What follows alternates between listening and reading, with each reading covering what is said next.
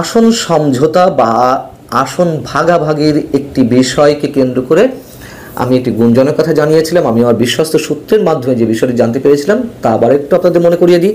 সেটি হচ্ছে বিএনপির শীর্ষ নেতা তারেক রহমানের কাছে ওই সময় নাকি একটি প্রস্তাব গিয়েছিল নির্বাচনে আসন সমঝোতার। বিএনপি 200 আসন, এনসিপি জাতীয় নাগরিক পার্টি বা বৈষম্যবিরোধী ছাত্র আন্দোলনের নেতারা 50টি আসন এবং জামাত ও এবি পার্টি মিলে 50টি আসন, 25 বা 20-30 এমন। তো এরকম একটি সমঝোতা প্রস্তাব যখন তারেক রহমানের কাছে গিয়েছিল তখন তারেক রহমান সেটি সাথে সাথে নাকচ করে দিয়েছিলেন। তার বক্তব্য ছিল এরকম যে কোনো ধরনের সমঝোতা নয়, যা হবে ফ্রি ফেয়ার ইলেকশনের মাধ্যমে, প্রতিদ্বন্দ্বিতার মাধ্যমে হবে। সেই বিষয়টি এখন প্রকাশ্যে রাজনীতিতে এসেছে গুঞ্জন আকারে। যদিও একথাও সত্য যে এরই মধ্যে মানুষের একটি অংশের মাঝে একটা পারসেপশন খুব শক্তভাবে প্রতিষ্ঠিত হয়েছে, বিএনপিকে আসলে গোপন কোনো সমঝোতায় চলে গেছে সরকারের সঙ্গে। কারণ এই মুহূর্তে এত বড় একটি জনপ্রিয় রাজনৈতিক দলের চাপ নির্বাচন বিষয় তেমন একটি দেখা যাচ্ছে না সরকারের উপরে। যা কিছু দেখা যাচ্ছে দৃশ্যমান সেটি কেবলই বক্তব্য বা বিবৃতির মধ্যেই সীমাবদ্ধ। এই যখন অবস্থা, তখন বিএনপির সঙ্গে এনসিপির আসন সমঝোতার বিষয়টি নিয়ে প্রশ্ন তুলেছেন ওই যে প্রস্তাবের বিষয়টি ছিল তার মধ্যে যাদের নামটি ছিল এবি পার্টি অন্যতম দল বাংলাদেশে এই মুহূর্তে, সেই এবি পার্টির চেয়ারম্যান মুজিবুর রহমান মঞ্জু প্রশ্ন তুলেছেন শুক্রবার একটি টক শোতে। তিনি বলেছেন জাতীয় নাগরিক পার্টি বা এনসিপি পর্দার অন্তরালে বিএনপির সঙ্গে একটা সিট নেগোসিয়েশনের বা আসন সমঝোতার আলোচনা করেছে। তো তিনি বলছিলেন যে আমরা হাইপোথেটিক্যালি ধরলাম যে এরকম একটা কিছু হয়েছে, কালকে পর্দার অন্তরালে একটা আন্ডারস্ট্যান্ডিং হয়ে গেল, সিট ভাগাভাগি হয়ে গেল, তাহলে দেখবেন সেপ্টেম্বরে নির্বাচনের জন্য সবাই একমত হয়ে যাবে। বিষয়টি খুবই গুরুতর। এখন তার এই বক্তব্যের বিরোধিতা করেছেন জাতীয় নাগরিক পার্টির অন্যতম শীর্ষ নেতা হাসনাত আব্দুল্লাহ। তিনি তার ফেসবুক স্ট্যাটাসে যেটি লিখেছেন যে এবি পার্টির চেয়ারম্যান মুজিবুর রহমান মঞ্জুর এই বক্তব্য সম্পূর্ণ ভিত্তিহীন। তিনি বলছেন যে কোনো দলের সঙ্গে এনসিপি আসন ভাগাভাগির কোনো আলোচনায় যায়নি, কাজেই সম্মানিত এই রাজনীতিবিদদের বক্তব্য অসত্য এবং বিভ্রান্তিকর। দল হিসেবে এনসিপি সারা দেশের সাংগঠনিক বিস্তৃতিকে প্রধান লক্ষ্য রেখে কাজ করে যাচ্ছে।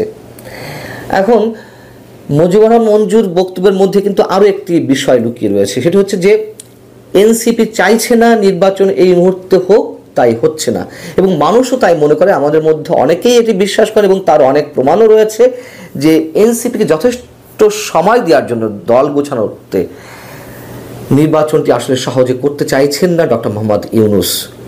যদিও এর মধ্যে আরও অনেক বিষয় রয়েছে, পশ্চিমাদের এজেন্ডা বাস্তবায়নের একটি পরিকল্পনা রয়েছে, এর সঙ্গে ডক্টর মোহাম্মদ ইউনূসের নিজস্ব অনেক ধরনের পরিকল্পনা রয়েছে, যার কারণে নির্বাচনটি ডিসেম্বরে তিনি করতে চান না।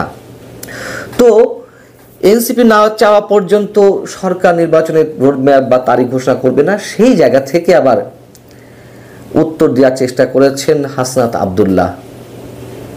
তিনি বলছেন যে এনসিপি সম্পর্কে একটি ভিত্তিহীন ইমপ্রেশন তৈরির চেষ্টা হচ্ছে। আত্মপ্রকাশের পর থেকে এনসিপি বিচার সংস্কার ও নির্বাচনের রোডম্যাপ চেয়ে আসছে। এনসিপি মনে করে প্রশাসনিক সংস্কার সহ অন্যান্য মৌলিক সংস্কার সম্পন্ন করে নির্ধারিত সময়ে নির্বাচন আয়োজন করা সম্ভব। তারা যতই যাই বলুক, মানুষ যা ভাবছে সেটির বাস্তবতা রয়েছে, এটুকু আমরা স্পষ্ট আবারও উল্লেখ করতে চাই। এখন মজার বিষয় হচ্ছে যেই এবি পার্টির চেয়ারম্যান মুজিবুর রহমান মঞ্জু এনসিপির বিরুদ্ধে বিএনপিকে কেন্দ্র করে এমন একটি মন্তব্য করলেন আসন সমঝোতার, সেই এবি পার্টির সঙ্গে এনসিপি বা জাতীয় নাগরিক পার্টির একটি চমৎকার সম্পর্ক রয়েছে, আমরা সবাই জানি। জাতীয় নাগরিক পার্টির উপরে এবি পার্টির একটা প্রচ্ছন্ন প্রভাব রয়েছে অনেক আগে থেকেই। তাহলে সেই জায়গা থেকে এবি পার্টি কেন এমন একটি প্রশ্ন তুলল সেটা নিশ্চয়ই ভাববার বিষয়। যদিও রাজনীতিতে কোথাকার পানি কোথায় গিয়ে কখন গড়ায় এটি আমরা অনেক সময় বুঝতে পারি না, এবং রাজনীতিতে শেষ বলে কিছু নেই সেটিও আমরা জানি। এখন তাদের মধ্যে কি হচ্ছে আমরা জানি না। সালাউদ্দিন আহমেদ বিএনপির স্থায়ী কমিটির সদস্য, খুবই প্রভাবশালী নেতা এই মুহূর্তে, তিনি শনিবার যে মন্তব্যটি আবার করেছেন তা হচ্ছে এরকম যে আগামী 2রা জুন আবার রাজনৈতিক দলগুলোর সঙ্গে আনুষ্ঠানিকভাবে আলাপ আলোচনা উদ্বোধন করতে যাচ্ছেন ডক্টর মোহাম্মদ ইউনূস। কাজের কোনো খবর নেই, আবার ডেকেছেন 2 তারিখে দ্বিতীয় পর্বে আলোচনা, আবার শুভ উদ্বোধন হবে। কেন উদ্বোধন কয়বার করতে হয়? খুবই যৌক্তিক কথা। এবং এই যে উদ্বোধন খেলা, সংলাপ খেলা, এগুলো আমাদের কাছে আসলে বিরক্তি ধরিয়ে দিয়েছে। নাটক অনেক কিছুতেই আমাদের কাছে স্পষ্ট হচ্ছে, আমাদের কাছে যেমন স্পষ্ট বিএনপির কাছেও তো স্পষ্ট, খুব স্বাভাবিক। এবং বিএনপির পক্ষ থেকে বলা হয়েছে যে সরকারকে খুব বেশি হলে আর 1 মাস সময় দেবে বিএনপি। এই 1 মাসের মধ্যে সরকারকে নির্বাচনের রোডম্যাপ সম্পর্কে স্পষ্ট ঘোষণা দিতে হবে জাতির সামনে, নির্বাচনের তারিখ ঘোষণা করতে হবে, নইলে জুলাই থেকে আন্দোলন করতে হবে। এখন প্রিয় হোক অপ্রিয় হোক, ভালো লাগুক আর না লাগুক, এটি বাস্তবতা। বিএনপির এই হুঙ্কার বা ঈদের পরে আন্দোলন বা অমুক মাস থেকে আন্দোলন, এই কথাগুলো মানুষের কাছে বিরক্তিকর, একইভাবে হাস্যকর পর্যায়ে পৌঁছেছে। মানুষ রীতিমতো বিএনপিকে নিয়ে ট্রল করে, এটা ওপেন সিক্রেট। সেই জায়গা থেকে মুজিবুর রহমান মঞ্জুর কথাগুলো কতটুকু বাস্তবতা রয়েছে সেটিও ভাববার বিষয়। আমিও যেটি শুনেছিলাম আরও 3 মাস আগে, সেটিও আপনাদেরকে জানিয়েছি।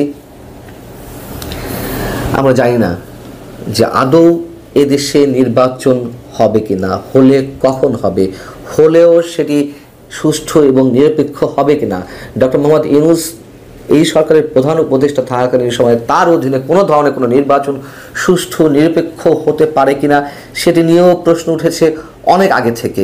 খোদ বিএনপি এই প্রশ্ন তুলেছে। সেই সব জায়গা থেকে আমরা খুব সহজে একটি সমীকরণ মেলাতে পারি, যদি দৈবক্রমে কিছু না ঘটে, যদি সত্যি সত্যি জাতির উপরে খুব মঙ্গলজনক কিছু ভর না করে, তাহলে যা কিছু হতে যাচ্ছে সবই নাটকের অংশ, যার বলি হতে পারে অনেক কিছুই। এটি আমাদের আশঙ্কা। ভালো থাকুন, আল্লাহ হাফেজ।